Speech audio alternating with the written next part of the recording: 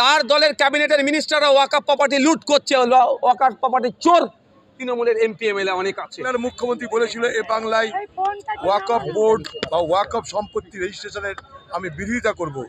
আজকে সে বাংলায় যেখানে সারা ভারতবর্ষের মধ্যে সব থেকে বেশি ওয়াকফ সম্পত্তি আছে 1,48,253টা, আজকে সেখানটাই কেন্দ্রীয় সরকারের ওয়াকফ আইনের জন্য সংখ্যালঘু মুসলমান সম্প্রদায় ভাবছে যে তাদের সম্পত্তি রক্ষা হবে কি হবে না। বাংলার মুখ্যমন্ত্রী চুপ।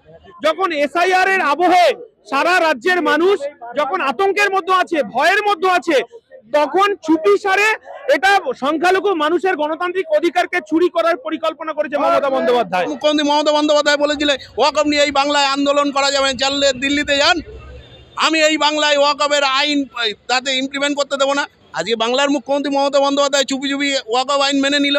মুসলমানদের সর্বনাশের সব থেকে বড় নায়িকা যদি থাকে সেটা মমতা বন্দ্যোপাধ্যায়। দাদা ভয় পাবে না, এখানে কোনো কানুন আমরা মানবো না। আমরা মুসলমান খ্রিস্টান কোনো প্রপার্টিতে নেই, আর এখানে আন্দোলন করবে না।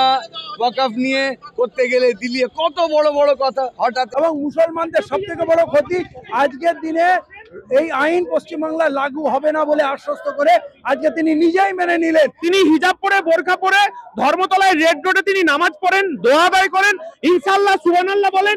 এই রাজ্যের মুসলমানদেরকে তিনি দুধেল গাই বানিয়েছেন এবং অথই জলে মুসলিম সমাজকে ভাসিয়ে দিলেন। এই 5 দিনে উমিদ পোর্টালে কি করে মানুষ আপলোড করবে, এত জটিল বিষয়, যে বিষয়ে মানুষের ধারণা নেই। নাকি রাজারহাটে ওয়াকফ সম্পত্তি, অর্থাৎ রাজারহাটে সংখ্যালঘু মুসলমানদের দেয়া সম্পত্তি হিটকোর মাধ্যমে বিক্রি করে দিল। এই সাহস মমতা বন্দ্যোপাধ্যায় কোথায় পাচ্ছেন? সাবধান হন, আগামীতে যদি এই ধরনের বিতর্কিত কথাবার্তা বলেন, সাধারণ মানুষ কোথায় গিয়ে ভোট মারবে আর 35 বছরের রাজত্বকে কিভাবে শেষ করেছে সেইটা কিন্তু আপনি দেখেছেন। মুখ্যমন্ত্রী মমতা ব্যানার্জির যে কাকু হাম্বা হাম্বা দাম্বা দাম্বা গুম্বা গুম্বা সব কিছু বুমেরাং হয়ে গেছে।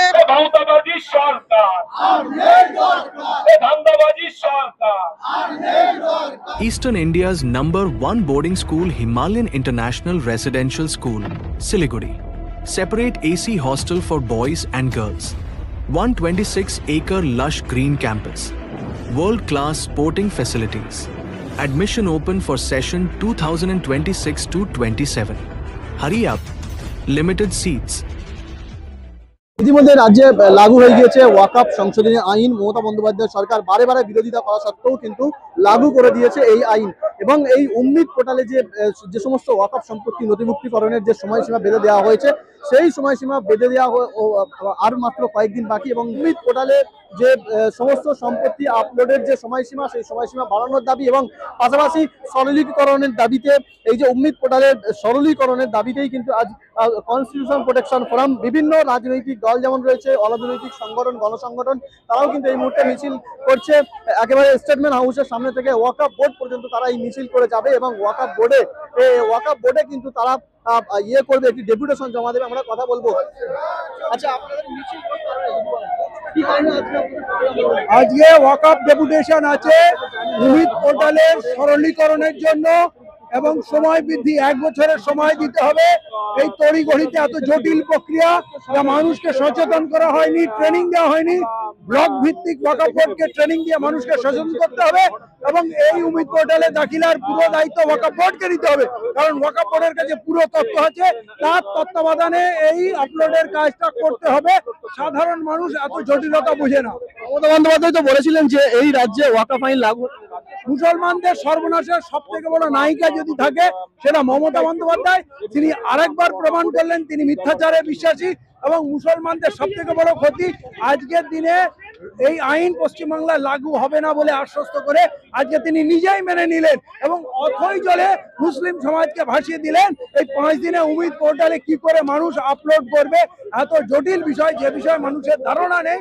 এসআইআর নিয়ে অনেক ডেপুটেশন, অনেক ডেমনস্ট্রেশন, ভিডিও প্রজেকশন হয়েছে, কিন্তু উমিদ পোর্টাল নিয়ে এখনো সচেতনামূলক কোনো পদক্ষেপ হয়নি। তাহলে বাংলার মানুষকে, বাংলার মুসলিম সমাজকে মমতা বন্দ্যোপাধ্যায় একেবারে আরএসএস এর কাজটা উনি করে দিলেন। বন্ধু সেজে বুকে ছুরি মারলেন, পিঠে নয়, বুকে ছুরি মারলেন বন্ধু সেজে। এটা আমাদের সব থেকে বড় দুর্ভাগ্য। এই মুহূর্তে একেবারে কনস্টিটিউশন প্রোটেকশন ফোরাম, তাদের কিন্তু মিছিল এগিয়ে চলেছে ওয়াকফ বোর্ডের দিকে আমরা কথা বলার চেষ্টা করব। ভোট দেয়নি, আমরা মনে করি বিজেপির সঙ্গে তৃণমূলের একটা গভীর ষড়যন্ত্র, এবং রাজ্য সরকার যখন এসআইআর এর আবহে সারা রাজ্যের মানুষ যখন আতঙ্কের মধ্যে আছে, ভয়ের মধ্যে আছে, তখন চুপি সারে এটা সংখ্যালঘু মানুষের গণতান্ত্রিক অধিকারকে চুরি করার পরিকল্পনা করেছে মমতা বন্দ্যোপাধ্যায়। আমরা মমতা বন্দ্যোপাধ্যায়কে দেখেছি, তিনি হিজাব পরে, বোরখা পরে ধর্মতলায় রেড রোডে তিনি নামাজ পড়েন, দোয়া আদায় করেন, ইনশাআল্লাহ সুবহানাল্লাহ বলেন। এই রাজ্যের মুসলমানদেরকে তিনি দুধেল গাই বানিয়েছেন। আমরা মনে করি সংবিধান রক্ষা করার ক্ষেত্রে আমরা আজকে রাস্তায় নেমে আমরা ওয়াকফ বোর্ডের কাছে কৈফিয়ত চাইছি যে এত তাড়াহুড়ো কিসের। মাননীয় মুখ্যমন্ত্রী সবসময় তিনি জুডিশিয়াল ম্যাটারের কথা বলেন, আমি কোনো মন্তব্য করব না, তারপরও এই রাজ্যের মুখ্যমন্ত্রী যখন বিজেপিকে রক্ষার নাম করে সংখ্যালঘুদের ত্রাতা হিসেবে কাজ করেন। কিন্তু আমরা কি দেখলাম, এই রাজ্যের মুখ্যমন্ত্রী রাজারহাটের মতো জায়গা, রাজারহাটে যখন শিল্পনগরী, আমরা স্বপ্ননগরী বলে থাকি, রাজারহাটে ওয়াকফ সম্পত্তি অর্থাৎ রাজারহাটে সংখ্যালঘু মুসলমানদের দেয়া সম্পত্তি হিটকোর মাধ্যমে বিক্রি করে দিল। এই সাহস মমতা বন্দ্যোপাধ্যায় কোথায় পাচ্ছেন?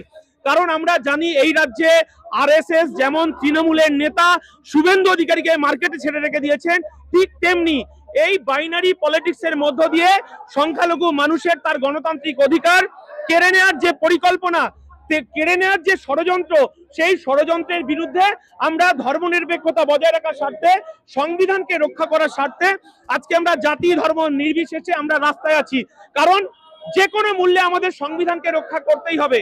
বাবা সাহেব আম্বেদকর যে সংবিধান আমাদেরকে দিয়েছে, যে অধিকার আমাদেরকে দিয়েছে, দিল্লির বিজেপি সরকার আর রাজ্যের তৃণমূল সরকার গরিব, খেটে খাওয়া, শ্রমজীবী, আদিবাসী, দলিত, মতুয়া, নমশূদ্র সমস্ত মানুষের তার গণতান্ত্রিক অধিকারকে হরণ করছে। আমরা তারই প্রতিবাদে আজকে ওয়াকফ বোর্ডকে বলে দিতে চাই যে সংবিধান আমাদেরকে যে অধিকার দিয়েছে, এতদিন ওয়াকফ বোর্ড যে দায়িত্ব পালন করে এসেছে, তারপরে উমিদ পোর্টালে এত তাড়াহুড়ো করে মুসলমানদের তাদের সম্পত্তি, তাদের বাপ জ্যাঠা কাকা, তাদের পৈতৃক সম্পত্তি, তারা আল্লাহর নামে যে সম্পত্তি দান করেছে, এত তাড়াতাড়ি কেন এসআইআর এর আবর্তে মানে চৌর্যবৃত্তি করা হচ্ছে? এই কৈফিয়ত আজকে আমরা ওয়াকফ বোর্ডের কাছে জানতে চাইছি। কারণ ভারতবর্ষের সংখ্যালঘু, আদিবাসী, মতুয়া সমস্ত জাতি ধর্মের ওপর বিজেপি এবং এই রাজ্যের তৃণমূল যে দমন পীড়ন নীতি শুরু করেছে, আমরা তার বিরুদ্ধে, তার প্রতিবাদে আজকে আমরা রাস্তায় নেমে ওয়াকফ বোর্ডের কাছে আমরা কৈফিয়ত চাইতে যাচ্ছি। এগুলোর মধ্যে তিনটে গুরুত্বপূর্ণ দাবি ছিল, যে টাইম এক্সটেন্ড করতে হবে, দ্বিতীয় ছিল এই আপলোডের ক্ষেত্রে পোর্টালে সরলীকরণ করতে হবে, তৃতীয় ছিল যেটা যাদের অলরেডি যাতে এখন ইসি নাম্বার হয়নি তাদের ইসি নাম্বার দিয়ে যাতে ইসি নাম্বার বসাতে হবে।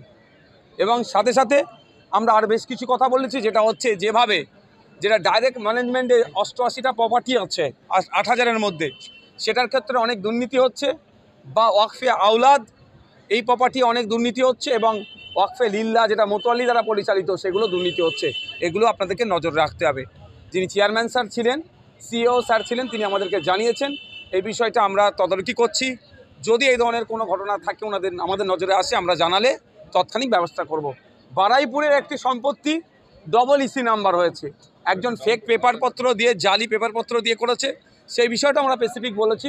উনি বলেছেন যাদের অরিজিনাল পেপার আছে দ্রুততার সাথে চেয়ারম্যান স্যারের কাছে জমা করলে যারা অবৈধ তথ্য দিয়ে তারা ইসি নাম্বার বাড়িয়েছেন সেটা বাতিল করবে। একটু আগে সুপ্রিম কোর্টের তরফ থেকে